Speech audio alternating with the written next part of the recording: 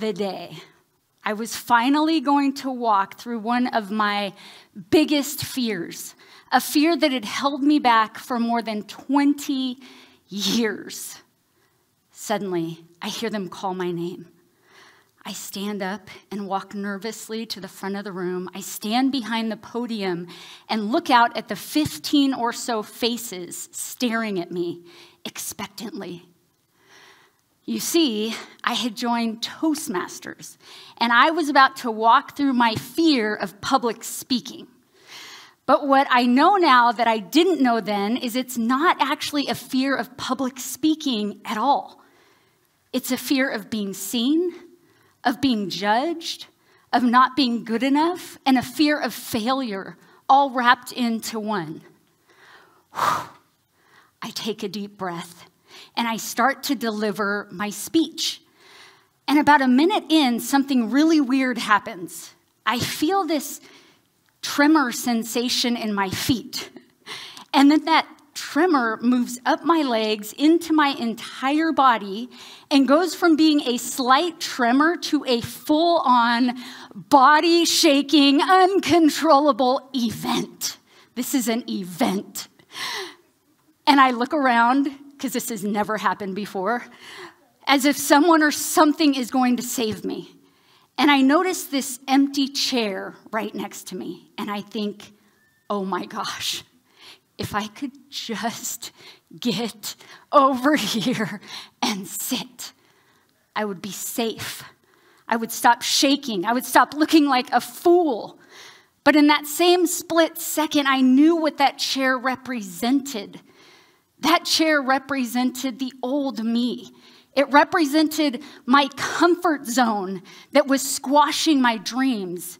It represented fear controlling me instead of me controlling fear. And so in that instant, I made a decision. I decided I'm going to stand there and I'm going to shake. And I'm going to allow myself to be seen. I'm going to allow my fear to be seen. And what happened after is what I remember the most, because the love and encouragement that I received from every single person in the room was crazy amazing. Before that day, I knew that fear had been holding me back. But that day, I learned that love would set me free. And it wasn't just the love from the people in the audience. It was the love that I gave to myself by standing up there and doing something different, something hard. The opposite of fear is love. And I would argue that self-love is actually the most important. Because how can we possibly love those around us if we don't even know how to show up for ourselves? I love the analogy of the oxygen mask that comes down in the airplane, that you have to put that mask on yourself first before you can even think of effectively helping other people. About 10 years have gone by since that shaking incident, crazy speech. I still shake to this day. But every single year since then, I have committed to doing something really hard, something that pulls me straight out of my comfort zone, something that I can be proud of. So one year I ran a marathon, not as many as Jeff, one, and I'm done. And one year I self-published a book. One year I decided I'm going to heal these emotional wounds. I'm going to take off this mask of perfectionism that holds us back from true connection.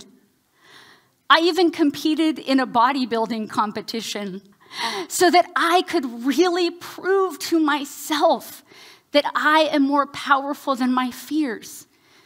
And my heart's desire today, the thing that I want the most, is if anybody out there, anybody hearing this struggles with those not good enough feelings or feels paralyzed by fear, I want you to know you are not alone. And there's hope. And I also want to provide a couple tools that have helped me in my life to shift, to transform, to become someone completely different, unrecognizable to who I used to be.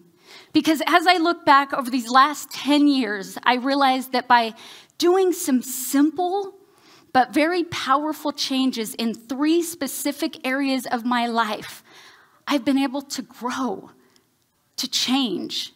And those 3 areas are how we talk to ourselves, how we treat ourselves, and how we view ourselves. So let's start quickly with how we talk to ourselves. How many people here know who Darth Vader is? Mwahaha. The dark side of the Force. Okay, so Darth Vader is the name that I have given to my inner critic, to that negative voice that tells me things like, man, Janice, you're pretty hideous this morning. You're not aging very well. Or says things like, stay in bed. Your voice isn't important. Your voice doesn't matter. And the more I talk to people, I realize that a lot of people have Darth Vader showing up when they look in the mirror, when they go about their day. So how do we change that voice? How do we change it, especially if we were raised around a lot of negativity and criticism? Well, I do something really simple, but it's effective. When I notice that Darth Vader has shown up, I label it. I go, oh, that's Darth Vader. And then I replace it with this cute little green, wrinkly, pointy-eared creature named Yoda. Because Yoda is the voice of wisdom, reason, of love. So I simply replace it. Man, Janice, you're ugly this morning. No, Darth Vader, no, not today. You're beautiful. So we can simply replace, and if we do that enough times, with enough repetition and consistency, we will actually start to believe it. And then we will show up in the world as love, as light. And people will be drawn toward that because all we all want is to feel that love and light within ourselves. Now, the second area of our lives that we can focus on is how we treat ourselves. I was so honored last year to give a TEDx talk where I spoke about my addiction to people-pleasing. Running around like a chicken with my head cut off, trying to earn love and approval. Being like a doormat, letting people walk all over me, saying yes when I wanted to scream no. Doing things totally against even my morals and my values. This people-pleasing thing. And I had to learn to treat myself better than that. And what I did is I decided I'm going to prioritize my growth, my personal, physical, mental, and spiritual growth almost above all else. Like this is what we're focusing on. So that looks like doing a lot of things that you kind of don't want to do in the moment, but you know it's for the betterment of yourself. Proper nutrition, exercise, meditation, prayer, connecting to your higher power, to your purpose. For me, it was taking off those masks of perfectionism, being grateful, prioritizing our well-being and our growth. And the third area of our lives is how we view ourselves. I want to show you a picture of how I used to view myself, like a drowned rat. Not good enough, ugly, worthless, unlovable, and hence, I showed up in the world as an insecure, jealous, and codependent woman. But as I was going through this journey of transformation, I participated in a guided visualization where I was asked to visualize the highest version of myself. So I closed my eyes, and in a very deep, relaxed state, I saw myself on a cliff, looking out onto the ocean, shoulders back, heart forward, a white flowing dress on, and I felt confident. I felt powerful. I felt purposeful. And that image, that vision was so important to me that I hired a friend of mine to go with me to a cliff in California, freezing cold, in a white dress to take pictures of me. And then I had her paint that on a canvas. And so now this is what hangs in my bedroom. Every single day I can wake up and I can remember who I truly am. Who are you truly?